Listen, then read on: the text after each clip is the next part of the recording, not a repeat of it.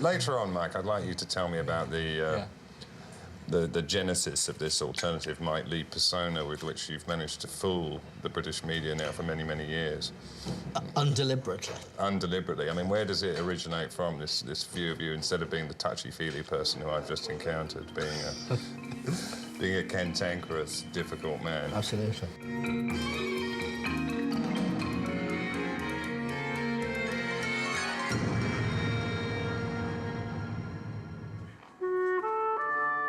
Today, I'm walking into Soho to meet Mike Leigh in his favourite cafe. I've admired Leigh's work all of my life. Indeed, I sometimes feel as if I grew up in a Mike Leigh play. He often describes himself as a sort of cultural bohemian, an outsider, all of these things. And I suppose I've always felt some affinity towards him and his work at that level. I think the first time I saw his plays on television, what struck me immediately was a kind of agonized response to the British/English social milieu that seemed totally original. It was a kind of infusion of Beckettian, Pintoresque kind of dramaturgy into what on the face of it were very, very normal plays or television plays about very, very ordinary people. He's a filmmaker that is in many ways preoccupied by the relationships between men and women.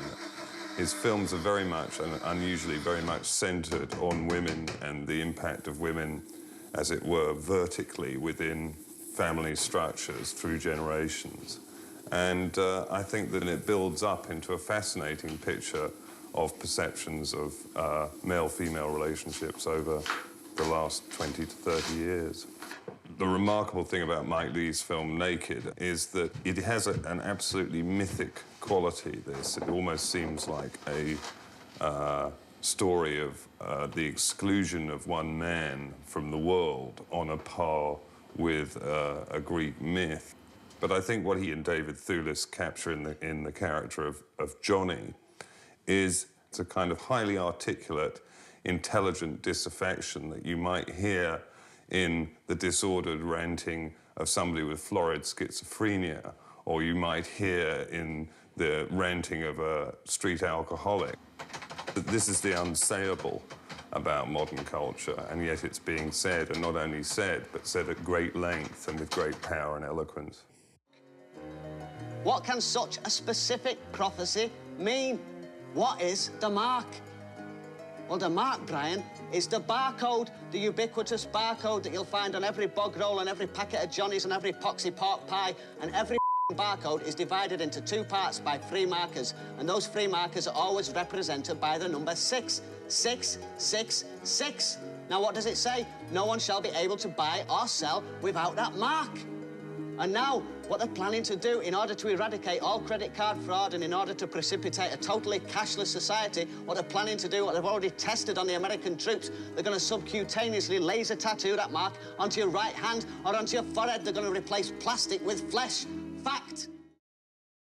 You can analyse Mike Leigh's films in terms of, particular levels of social and political concern, and what their characters are involved in a local sense. But if you pull back a bit, you can see that what he's really concerned with are very, very large themes indeed, and his characters are always, concerned either with their inability to give love, or their inability to receive love, or their loveless situations. And that's where the real bedrock of compassion in his work comes from. In the best sense of all, this is a form of spiritual art that he's trying to convey.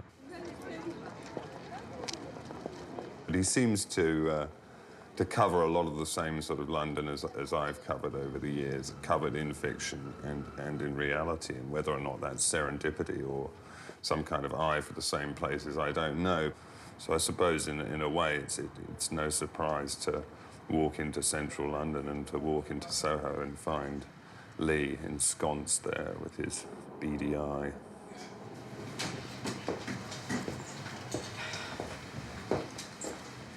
Hi, Mike. Good, how are you? Bonza, as we say in the Australian rules football team. Oh, that's what you said.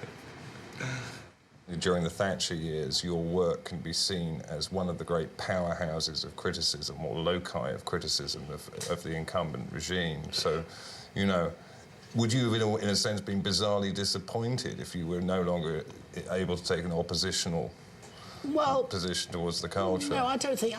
Frankly, I think that's sort of neither here nor there, because I mean, it would be presumptuous and simply dishonest and disingenuous for me to suggest to you or anybody else that what I do is obviously a direct critique of what Blair's doing or anything else. I mean, it's not that. It's a reflection of things rather than... I mean, it's not... It's still my stuff could not really be classified as strictly, conclusively propagandist and didactic. I mean, it's there in the... Yeah, it's not agitprop. It's something that comes within the purliest of the characters that you're dealing with. Yeah, and it's implicit. Yeah, absolutely. Nonetheless, I mean, one would have to say, I mean, looking at, say, the difference between the way you deal with the aspirational lower middle class characters in High Hopes and the way you deal with them in Secrets and Lies, there seems to be a inclusion of those characters and a humanisation of them and an acceptance of those kinds of aspirations. Yes. Different film, different spirit, different agenda, if, I mean, one has to say that. As in Abigail's Party, I mean, you know, what I'm doing is lamenting that kind of vacuous lifestyle, that waste of lives. That's there in Secrets and Lies, but there's a whole other thing on the go. It's not about that. It's about, you know, say, hey, well, that's not... That issue is dealt with. Let's now come from another angle and look at, you know, what these people are about in terms of the potential of their lives in other contexts. I mean, it seems to me that, you know, if your work is about anything, if you are commenting, as it were, diacritically on class as it's commonly understood, the characters who, and it's not saying you dislike, the characters who get a rum deal in the pieces are the people who won't come out of the character of class. It's not so... It's the people who won't be themselves beyond it. That's right. And the people who one falls in love with are the people for whom class is clearly irrelevant, who are acting at the level of human interaction, at the level of love. I mean, what I want to say to you is that the characters that, as it were, your pieces love are the characters who are concerned primarily with questions of love. You know, yeah, I mean, I think that's right. And I think, I mean, Topsy Turvy is about, apart from anything else, I mean, where it's sort of fundamentally just another one of my films, not despite its surface. Well, I did sort of feel that you'd managed to get a time machine and sort of take your crew back to... Yeah, absolutely. But apart from that, I mean, what it's actually about is the thing that is central to what you're now talking about in all of my films. It's about masks. It's about the mask, the thing we are forced to be, that society expects us to be, the behaviour we're supposed to conform with, and, you know, the tension between that and what's behind the mask. I mean, you know, what goes on backstage or below the surface. And I mean, what you're talking about are all the characters in my films who really are dealing with having to... with pretentiousness and with all of those things. That's what it's about. I suppose one of the things, the strongest feelings I have, obviously reading the critical stuff that's been written about your work, watching the work again, is that it seems to me that your ability, and I think at the end of, as we stand now, I think of you, and I don't say this either lightly or remotely flippantly, I think of you as essentially a spiritual artist, in that you're concerned with fundamental issues of the human spirit.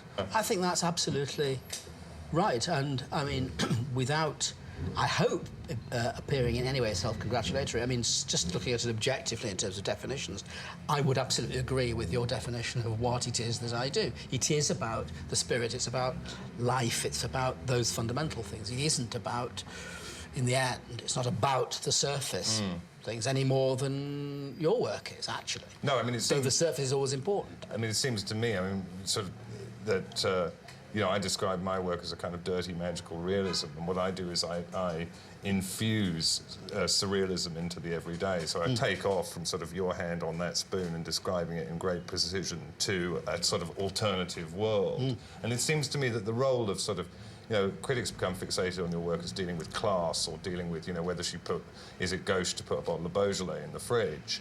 But, you know, that's all really, not persiflage, but that's the scene setting for the dilemmas of the human heart. Absolutely. I mean, you know, right down to the cactus named Thatcher or whatever. Absolutely. And I mean, you know, the roots of these things, I mean, go back in all sorts of directions. I mean, you know,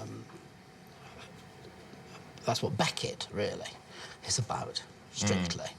I mean, you know, creating this kind of very physical, visual, specific realities, but actually dealing with something in completely, as you say, spiritual, cosmic, you know, timeless, and inevitable.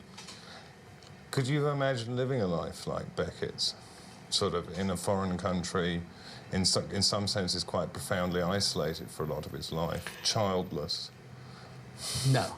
I mean, I can imagine it, certainly, of course, but I wouldn't wish it. It feels, in a very straightforward way, it's certainly very good to be a parent, and it's very good to be in an environment where you simply feel roots, you know, and feel, you know, it's natural to walk about and breathe the air. That kind of dilemma of, you know, children versus childlessness is quite present in a lot of the work. Is that something that has stayed up very close to your emotional thinking? Yes, I mean, I don't sort of, I don't really have a kind of, as it were, a position about it, because I don't think you can, and I certainly don't think you should. The whole issue, I mean, really, what you've really been saying about my stuff is that it's about life. It's about, you know, being born and dying, and within that journey is the one about having and not having children. And it would be wrong, I think, to say that your work is not about men just as much as it's about women, but it's notable that it's usually about men within the context of women. Now, is that just because that's the truth about ongoing family existence, or do you think that says something about you, Mike? You know. It is the truth. Yeah. And it probably does, you know. I mean, I find this a hard one to be very objective and thus very articulate about. I think, like most of us, I mean, I grew up and have grown up and continue to grow up in a world where the tension between whether it's a man's world dominated by women or it's a women's world, you know, in which men are allowed, or whatever it is the tension that's, you know, it's a coil that motivates our lives. And I think that's probably the answer somewhere along the line. It's almost like some sort of weird, traditional people where, you know, you have moieties of males and females, and, you know, it's like those sort of tribal setups where the men are allowed to pretend that they're in control, but really, and vice versa. There seems to be a lot of that very deep level. But that analysis, what you know, that you know, the men are in control, but actually the women are in control, allow the men to be in control, but actually the men are in control, allowing the women to be in control. Yeah, That is most, if not all, societies, as far as I... How does sex come into that? I mean, for example, coming back to Naked, I mean, I remember being with a group of writers at the Melbourne Festival about 5 years ago where we had a 6-hour heated argument about the opening scene of Naked, about what was actually going on in it, whether it was consensual sex or not. Is it a rape or is it a rape? Exactly, yeah. And it really got very bloody and aggressive, this argument, unsurprisingly. Good. I mean, what was going on there from your angle? Well, I mean, dare I say it, decode it for me. You know? Well, yes. I mean, I don't think it was a rape in the sense that I'm absolutely well. Certainly, what we constructed was that woman was there by choice, but then the nature of what happened in the sexual moment became ugly and frustrated on his part, which is what he's all about, and therefore rapistic from her point of view. But you know, the notion, I mean, I don't actually think, absolutely, there's no question that Johnny, the central character in Naked, is not a rapist.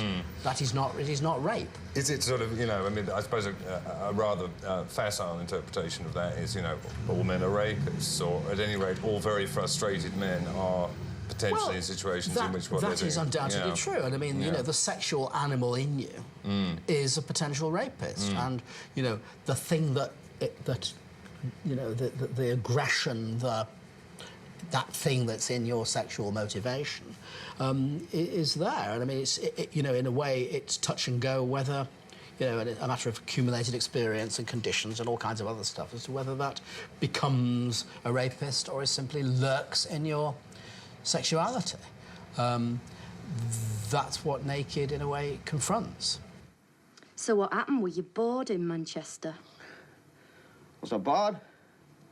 No, I wasn't bored. I'm never bored. That's the trouble with everybody. You're all so bored. You've had nature explained to you, and you're bored with it. You've had the living body explained to you, and you're bored with it. You've had the universe explained to you, and you're bored with it. So now you just want cheap thrills and, like, plenty of them, and it doesn't matter how tawdry or vacuous they are, as long as it's new, as long as it's new, as long as it flashes and bleeps in 40 different colours, or whatever else you can say about me. I'm not bored. Yeah, all right. He's enormously charismatic in some ways, isn't he, Johnny? I mean, yeah, and I mean, the important thing about Johnny is that he's not. I mean, people say, you know, it's a cynical film, he's a cynic. It is not a cynical film. He's not a cynic. Not a cynic. On the contrary, he's the opposite of a cynic. He's an idealist in the true sense. And deeply frustrated with it. Deeply frustrated. Yeah. Because Naked is about the end of the century, the millennium, the apocalypse, the future. It has an astonishingly mythological feel to it, Naked, doesn't it? I know you've said that you're quite prepared to look at your works again. I mean, how recently have you seen that film, for example? Not very recently. I do like looking at them again from time to time. You've presumably seen it very recently. I've seen it very recently, and I found myself... my wife and I found ourselves going to look at books of Greek mythology to try and find out what it was mirroring without any success afterwards, because of course it doesn't precisely mirror any given Greek myth, but it has this feeling of, you know, is it Orpheus descending into the underworld? Is it, you know, is it Orestes returning at the end of the Trojan War? You know, it's got all of that kind of feel about it. It's astonishing levels of resonance about it. I think it is more, in terms of its the assumed reference with which you invest it. It is more primitive and intuitive and instinctive than it apparently looks. I mean, obviously those things are there to a degree, but I mean there is actually, I read a thesis, an American thesis, which absolutely deconstructs it and decodes it on the most profound level. And the only problem with that is I don't know anything about most of what's in the thesis. Yeah. Do you feel? I mean, I feel I complete a book, and you know, in some senses, that, you know, I turn the muse out into the world, and 2 weeks later she's dancing naked on a bar in a pub in King's Cross, and sort of for the delectation of the punters, and I feel pretty bad about that. But when you bring in other human beings into that equation, I mean, what responsibility do you feel towards your actors after it's in the can? Total, but at the same time, I mean, finally, it's the same thing. I mean, the important thing is that, I mean, apart from anything else, I mean, nobody does anything in front of my camera that they don't want to do. I mean, one of the great things, the daftest things about, since we're talking about Naked, about a lot of response to Naked, is that this was a misogynist film, and I'm a woman-hating misogynist who made all these actresses do all these things. But, I mean, the kind of actresses who do a film like Naked are nothing if not highly intelligent, highly motivated, tough feminists. And you don't, I mean, the sort of actresses who are that malleable, you couldn't make naked with if you wanted to, basically. So, so in a way, the answer to your question is that all of that looks after itself, simply because, you know, we have collaborated, and everybody who makes the film has collaborated and shared something. So that in a way, I don't go around for the rest of time with any sense of responsibility, because we've shared it. And I mean, I'll carry the can for it, and I would, you know, and it's got to work for. But it's a kind of peak moment for a lot of these people working on one of your pictures, because it sort of can That's be. true, yeah. It can be, can't it? Because I mean, one reads time and time again in their accounts of it that, you know, it's never been so good. You know, they've had this peak experience, and I just think that must feel rather strange. I mean, I have a friend who told me about running into David Thewlis a couple of weeks after he finished filming that, and him being unable to get out of character and having difficulties in sort of disentangling himself. Now, of course, this character was partly a genesis of his own, so he has to take some of the responsibility for getting into it. Course. I mean, it's not that you're some Svengali who's buckled it into red shoes. Not at all. And in fact, yeah, I mean, I kind of, apart from anything else, I'm kind of strict about, you know, this whole thing of being in character, not being in character. The truth is that in that particular instance, I mean, David did really go there. It took. What happens is there's a difference between being in character all the time, which is not what happens, because if it did, you couldn't make the film, and I think it's unhealthy, and I discourage that. But that's one thing. But there's a quite other thing, which, again, can only be familiar to you, which is that when you're engaged with a piece of work, day in, day out, for months on end, that is your life, and it takes hold of you. And if that piece of work is being the character, then obviously that does get you. And of course it varies from character to character. A character like Johnny in Naked sure as hell got to the guy. Yeah. And he did. Yeah. But I mean, one of the things that occurred to me, I suppose, is that, you know, I work just with the content of my head and a piece of paper or a computer screen or whatever, and you developed throughout your career and are continuing to develop this ensemble method of working. I wonder what it's like to have a palette that includes, as it were, human colours in that way. The great thing about, for me, about that is that working with other people,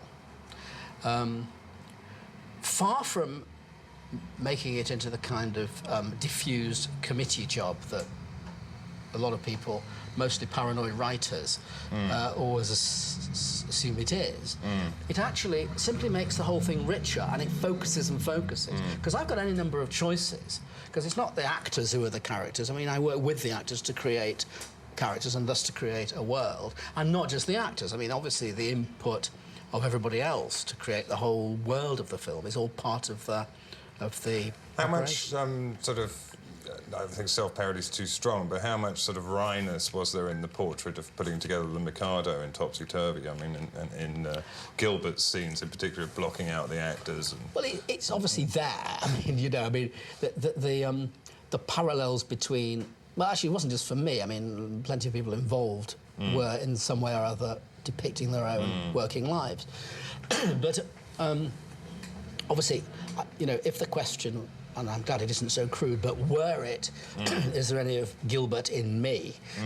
Then it maybe a bit, but not really, because it's a whole different philosophy of an approach to things. But yeah, I mean, just as a sort of an implicit way, of course, that was part of the fun of doing it. So my response to that was, and this, I suppose, says a lot about my solipsism and difficulties in getting on with the world, was I always have this peculiar envy, and looking at something like that, I think, oh, isn't it great for Mike? He's got these people that he's in these very intimate relationships with. Not only that, they're sort of actors, so it's all kind of, there's a sort of sensuality there, so, you know, a sensuality of persona. Yeah, I mean, absolutely, and to be honest, I mean, the thing that impresses me more than anything about anybody and everybody that does what you do is the fact that you can sit in a room and do it on your Todd and actually produce the goods. Because I find that, and I've written, but apart from the fact that I think what I've written when I've just sit and written conventionally isn't as good as what I produce the way I do normally these days. But the sheer thing of actually doing it and, you know, it alone is the toughest bit, for example. And I do derive a fantastic amount of stimulus from the pure gregarious experience of being with people.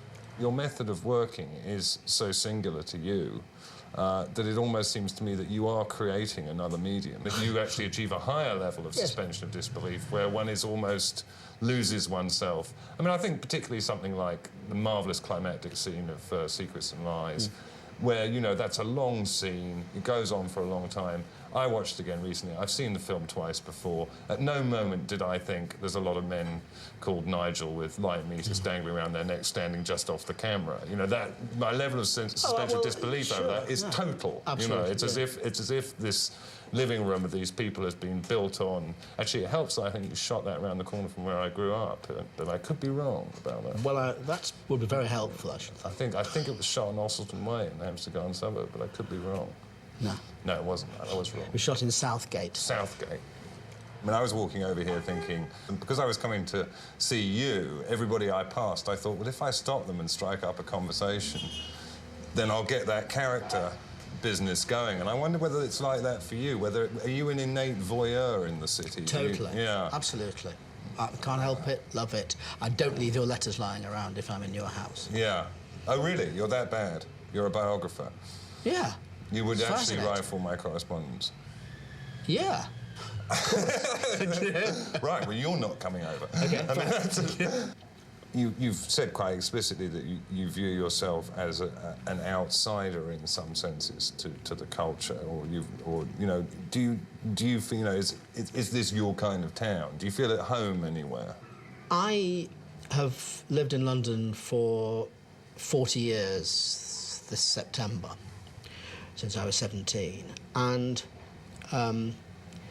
you could only have a sort of, as a provincial, you can only have, at the end of the day, a kind of love-hate relationship with it, but the love bit is bigger than the hate.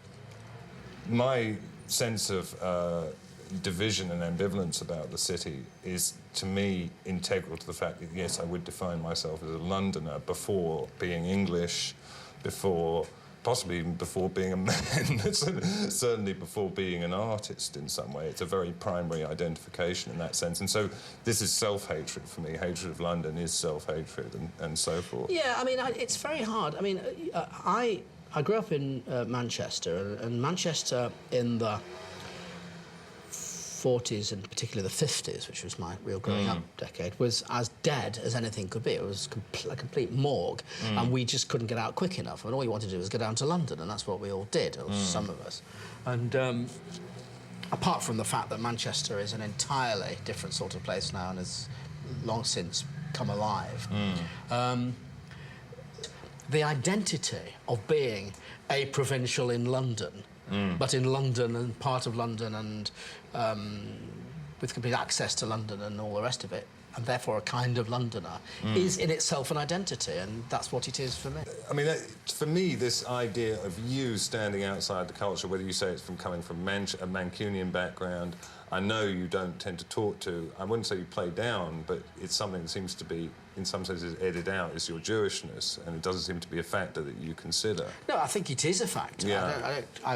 There's no question that it is a factor, and I mean, growing up, I mean, I think it's important that I grew up.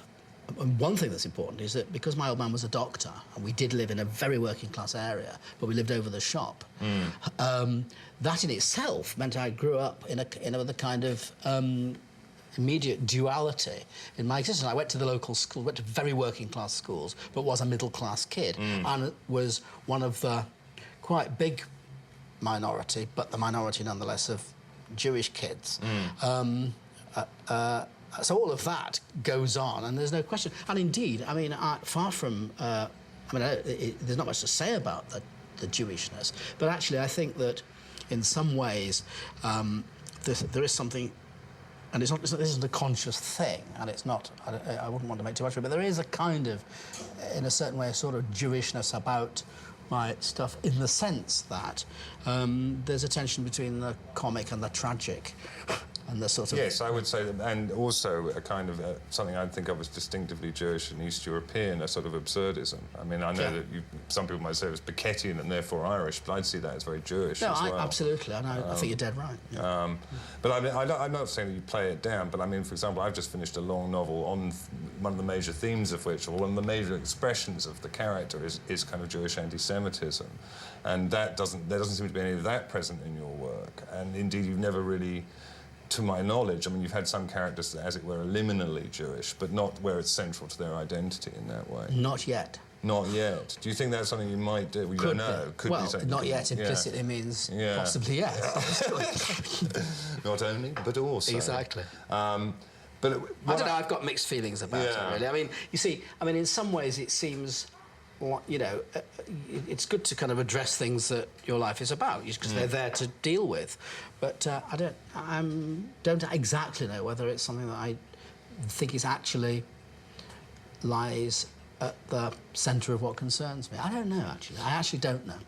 It seems to me that you are a kind of outsider's outsider. You know, I mean, whether it was ever a conscious effort on your part, you know, you didn't make a big deal about being rooted in Manchester's Jewish community. You didn't make a big deal about, you know, as you say, you were this middle-class boy who was over the shop, and it turns out that you were literally over the shop because you were over the business of being observational, and almost in this kind of forensic way, like presumably your doctor was as a GP when he had somebody coming into the surgery and diagnosing them as they came in the door.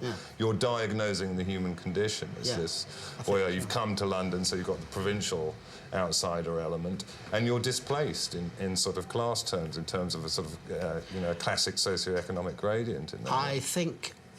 I think I would certainly admit to being a chronic outsider. I think the missing component for understanding your work for me has been to realise that when you say, and you've said numerous times in interviews and so on and so forth, you've said, well, you know, I start with a blank slate, obviously I've got some ideas and everything. It's that you aren't wheeling in a big intellectual superstructure to all this. You aren't sort of thinking, you know, oh, Schopenhauer said the more I love mankind, the less I love man. Let's make a movie on that subject in any way at all. Absolutely not. You're letting it evolve. Yeah, I mean, I'm doing what artists do, as opposed to intellectuals. But you're also not mining your own autobiographical experience, particularly. I mean, there are elements of it that come in. Yes, I mean, I am, but not in a kind of systematic, conscious way. But yeah, it's there implicitly, sure. But there's never. But I seldom am I the character. Although there are certain kinds of things that get in there. I mean, you know, you look at a character like Morris in The Photographer in Secrets and Lies, and somewhere along the line I'm sort of skulking in there. But I am with a whole load of them, and dare I say, probably somewhere along the line, even with our much talked about friend Johnny in Naked. Well, yeah, I was going to ask you about him. Is there a Johnny voice that you can access in your psyche, a kind of ranting? Yeah, absolutely. And it's the frustration, it's the disappointment, it's the sadness at the deadness of the material world. Sure, of course. But I mean, you know, to sort of come full circle in a bizarre kind of way, it seems to me that, you know, the incumbent regime, the current Labour government, has manifestly failed to challenge that in any way, shape or form. On the contrary, it's committed a bizarre kind of ideological arbitrage where it's sort of sold that's most clearly what it's sold downriver, is any credibility associated with establishing the status quo of materialism. I mean, and that's an enormous disenchantment for any of us who believed in the socialist project, isn't it? Totally, absolutely. I mean, in a sense, the worst disenchantment we could have, you know. Yes, and it leaves you... It's hard to know where to put it, where to take it, where to go with it. It's very frustrating and very worrying and very sad. I mean, I know that you don't sort of respond. You're not a sort of, kind of up to the beat artist who responds to things in the short term. But it seems to me inevitable that you must want to say something about that, and say something about this denouement of the last 5 years. You know, you have to digest these things. You have to understand them in all sorts of contexts. I mean, there's no question, but that when, for example, when we made High Hopes, it was very easy, certainly very much easier than what we're talking about now, to have very clear feelings about Thatcher. But actually, what High Hopes is about is not primarily about being being a Thatcher-bashing picture. It's actually about the difficulty of how to be a socialist and knowing how to do it, how to be it, and what exactly to be, and what to do about it. And the tragedy is that remains the problem. I mean, in a way, High Hope is really, it's made, I think, in '88, but really it's a film that crystallises the first term of Thatcher, isn't it? It's sort of off the bat. It's almost your digested thoughts over that half-decade that are then coming to fruition. I think that's right. So we can expect the great, you know, Blairite response, sort of another 5 years down the line. We trust. Could be. Well, you'll be in trouble from this quarter if you don't come up with it. I'll stay north of the river. You know. Is Will Self your real name? Yes, it is. Oh, yeah, Fantastic no, it's my real name. It's the best real name I've come across. It's a real English name, and it comes from Seawolf. And up round Cromer in North Norfolk, there's an awful lot of selves. You look in the phone book and there's heaps of us, and it's a perfectly common name. We're English peasants, and my mother's name is Rosenblum, so I'm half English peasant, half Jewish New Yorker. So, you know, I suppose one of the things I didn't touch upon was, you know, I suppose from the outside, we got there because, you know, so far as, you know, it's like a stereoscopic postcard. One way you look at the class system, it seems monolithic and like an ant's nest. And you look at it the other way, and it's totally incoherent. People like you and I don't belong anywhere, you know, and we don't really know who we are in those times. Oh, right.